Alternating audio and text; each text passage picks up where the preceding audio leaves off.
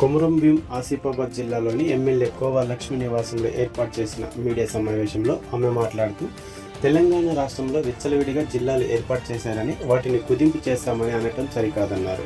కొత్త జిల్లాలు ఏర్పడ్డ తర్వాత జిల్లా ప్రజలకు జిల్లా అధికారులకు చేరువలో ఉండి ప్రజా సమస్యల పట్ల పనిచేస్తున్నారన్నారు. కొమురం భీం జిల్లాను తీసివేస్తే ఊరుకునేది లేదని హెచ్చరించారు. ఒకవేళ తీసివేస్తే జిల్లా కోసం నాడు తెలంగాణ ఉద్యమం ఏ విధంగా కొనసాగిందో అదే విధంగా జిల్లా ప్రజలు ఉద్యమిస్తారని ఆమె అన్నారు. నిన్న ఆసిఫాబాద్ జిల్లాలో ఏర్పాటు చేసిన సీఎంఎస్ సభలో సీఎం రేవంత్ రెడ్డి కొమురం భీం ప్రాజెక్టు గురించి ఎందుకు ప్రస్తావించలేదని ఆమె అన్నారు. కొమురం భీం ప్రాజెక్టు కాంగ్రెస్ ప్రభుత్వ హయాంలోనే పూర్తయింది. వారు చేసిన ప్రాజెక్టుపై చిత్తశుద్ధి లేకుండా నాణ్యత లోపంతో నిర్మించిన ప్రాజెక్టుకు కొట్టుకుపోయే ప్రమాదం ఉన్న పట్టించుకోకపోవడం సిగ్గుచేటన్నారు. కొమురం భీం జిల్లాలో బీఆర్ఎస్ పార్టీ లేకుండా చేస్తానడం సరికాదన్నారు.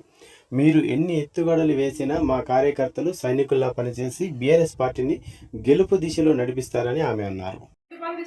రైతు రుణమాఫీ ఇస్తున్నారా, కళ్యాణ లక్ష్మి ఇస్తూ ఒక తులం బంగారం ఇస్తున్నారా, ఎవరైతే ముసలోళ్లకు మరి పెన్షన్దారులకు అందరూ కూడా 2000 నుంచి 4000 రూపాయలు ఇస్తామన్నారు. 4000 రూపాయలు ఇస్తున్నారా?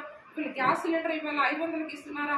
ఇవాళ మీరు ఏవైతే 6 గ్యారంటీలు ఇచ్చిందో ప్రజాపాలనని పెట్టుకొని మరి అందరూ కూడా అప్లికేషన్ తీసుకొని ఆ అప్లికేషన్స్ మర్చిపోయింది.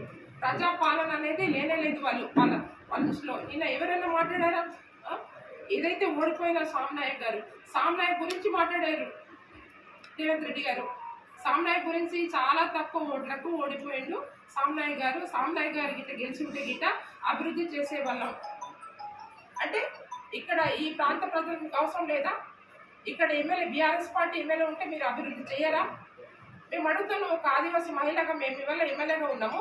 ఈయన సీఎం అంటే అందరికీ సీఎమా, లేకుంటే కాంగ్రెస్ పార్టీకి సీఎమా, కాంగ్రెస్ నాయకులకి సీఎమా? ఎంతవరకు కరెక్ట్? అంత పబ్లిక్లో అక్కడ మాట్లాడుతున్నారు, ఒక సభలో మాట్లాడుతున్నారు. ముఖ్యమంత్రి సామ్నాయక్ గిట్ట గెలిచి ఉంటే గిట్ట చాలా తక్కువ ఓట్లకు ఓడిపోయింది కాబట్టి ఇక్కడ అభివృద్ధి జరిగేది ఆయన గెలిచి ఉంటే అంటాడు. అంటే మేము ఇక్కడ గెలిచినాం కదా, ఇవాళ ప్రజలు మమ్మల్ని బీఆర్ఎస్ పార్టీ ఎమ్మెల్యే గెలిపించారు, మరి ఇక్కడ కూడా అభివృద్ధి చేస్తాం అని చెప్పవలసింది పోయి ఇవాళ సామ్నాయక్ చాలా తక్కువ ఓట్లకి. ఎన్ని ఓట్ల కంటే చాలా తక్కువ అంటే 500, 1000 ఇవాళ 23,000 మెజార్టీతో ఇక్కడ నన్ను ప్రజలు గెలిపించారు. 23,000 మెజార్టీతో గెలిపించారు. మేము ఒకటే అడుగుతున్నాం, ఇవాళ ఇక్కడ ఎవరి తరం కూడా బీఆర్ఎస్ పార్టీని ఇక్కడ లేకుండా చేయడానికి ఎవరి తరం కాదు. ఇవాళ చూస్తున్నారు, ఎక్కడ పోతే కూడా మా నాయకులని మా కార్యకర్తలు అందరూ కూడా ఒక సైనికులా పనిచేస్తున్నారు. ఎవరు కూడా ఇక్కడ బీఆర్ఎస్ పార్టీని ఇక్కడ మరి నామరూపం లేకుండా చేస్తాం. ఇక్కడ ఏది మన కాంగ్రెస్ పార్టీకి 30,000 మెజార్టీ చేస్తాం ఆర్ఎస్ఎస్లో అంటారు. మీరు తేటి చూద్దాం, మీరు రెడీ ఉండండి రాజీనామా మన సన్యాసం పుచ్చుకోవడానికి. మేము మెజార్టీ మేము తెస్తాం. ఇంకా కూడా నాకు వచ్చింది 23,000 మెజార్టీ కదా. మేము ఇక్కడ మెజార్టీ మేము 23,000 కన్నా మేము ఇంకా 30,000 మెజార్టీ మేము తీసుకొస్తాం మా కాన్స్టిట్యూన్సీలో.